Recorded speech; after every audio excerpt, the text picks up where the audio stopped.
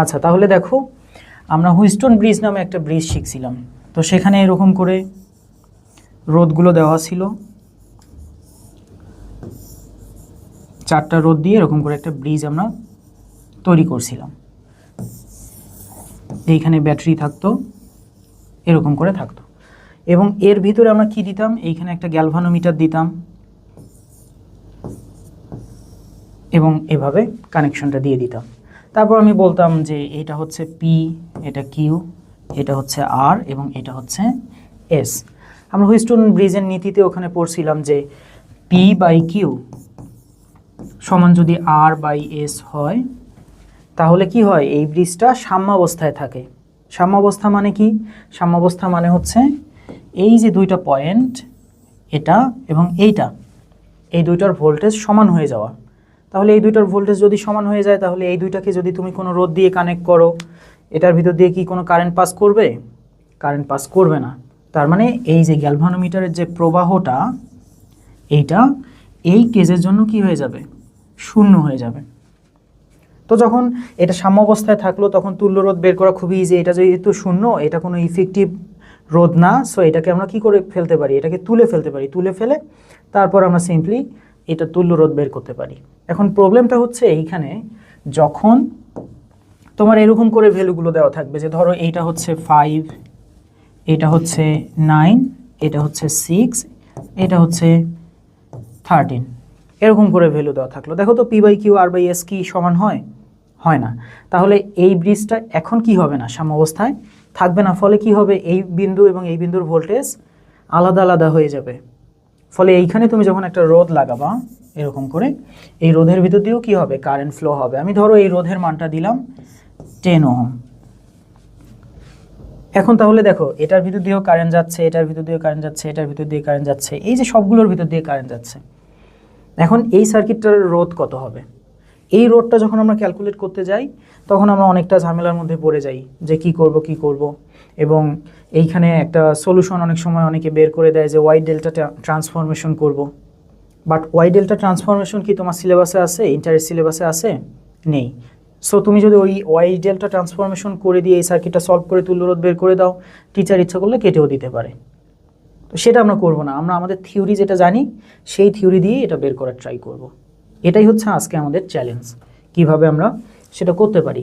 দেখো, এটা করার জন্য আমরা কেসিএলটা অ্যাপ্লাই করতে পারি, কারণ আমাদের কেসিএলটা কি জানা। তো কেসিএল যদি অ্যাপ্লাই করতে যাই, তাহলে আমি কি করব, এই যে প্রথমে কারেন্ট ধরে নিব। আমি ধরে নিলাম এটা হচ্ছে I1, এটা হচ্ছে I2। এরপর দেখো আমি ধরলাম যে এইটা হচ্ছে I3, এটা হচ্ছে I4।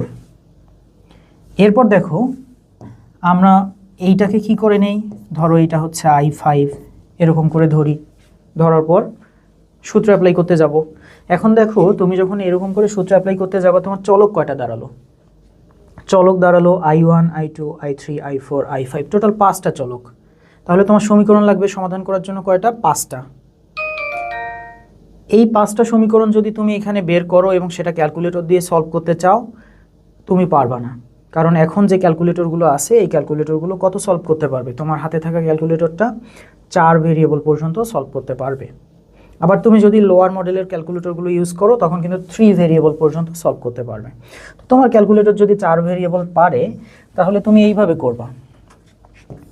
এইটাকে I5 না ধরে এইটাকে তুমি ধরে নাও।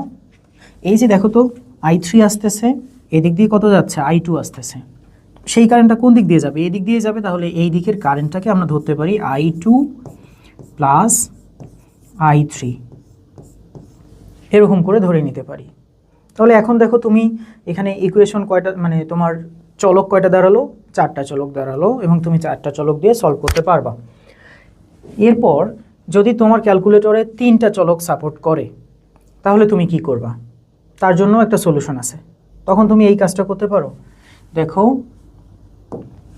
এইটাকে তুমি ধরবা না, I4টাকে তুমি বাদ দিয়ে দাও। I4টাকে বাদ দিয়ে তুমি এইখানে একটু ভাবো যে এইখানে আমরা ভেরিয়েবলটা কিভাবে বাদ দিয়ে আগের ভেরিয়েবলের মাধ্যমে কারেন্টটাকে প্রকাশ করতে পারি। এখানে আমরা দেখতে পাচ্ছি I1 আসতেছে, I3 চলে যাচ্ছে। তাহলে বাকি কারেন্টটা কি করবে, এর ভিতর দিয়ে যাবে। সো এটাকে আমি ধরতে পারি I1 মাইনাস কি, এই যে যতটুকু বের হয়ে যাচ্ছে এই সাইড দিয়ে, তাহলে I1 মাইনাস I3। তাহলে এখন তুমি তাকাও এই সার্কিটে ভেরিয়েবল কয়টা আছে, I1, I2, I3, এই যে সব জায়গায় I3। সো এইখানে আমরা দেখতে পাচ্ছি কয়টা ভেরিয়েবলের মাধ্যমে আমরা নিয়ে আসছি, 3টা ভেরিয়েবলের মাধ্যমে নিয়ে আসছি। তাহলে তোমার এখন এই সার্কিটটা সলভ করার জন্য কয়টা ইকুয়েশন লাগবে, 3টা ইকুয়েশন লাগবে। একটা ধরো পাবা তুমি KCL থেকে আগের মতো, আর 2টা তুমি নিয়ে নাও KVL থেকে। তাহলে টোটাল তোমার কয়টা চলক হয়ে গেল, 3টা চলক যেহেতু আছে ইকুয়েশনও হয়ে গেল, এখানে একটা এখানে 2টা। সো 3টা ইকুয়েশন আমরা সলভ করে টোটাল 3টা ভেরিয়েবল অর্থাৎ I1, I2 এবং I3-র মান বের করে ফেলতে পারবো। এই যে তুমি I1, I2, I3-র মান বের করে ফেললা, এখান থেকে তুল্য রোধ আবার কীভাবে বের করবা, এটা হচ্ছে চ্যালেঞ্জ। এইটা বের করার জন্য উপায় হচ্ছে এরকম যে তুল্য রোধ জিনিসটা আসলে কি, তুল্য রোধটা হচ্ছে আমি এই পুরাটাকে তুলে ফেলবো, একটা বসাবো, ওইটার মান কত হলে সব কিছু সেম থাকবে, সেই রোধটাকে বলবো আমরা কি, তুল্য রোধ। তাহলে এইখানে সার্কিটটাকে আমি রিড্র যদি করি ইকুইভ্যালেন্ট একটা সার্কিট, তাহলে এই যে ধরো এইটা হচ্ছে সেই তুল্য রোধ আর ইকুইভ্যালেন্ট।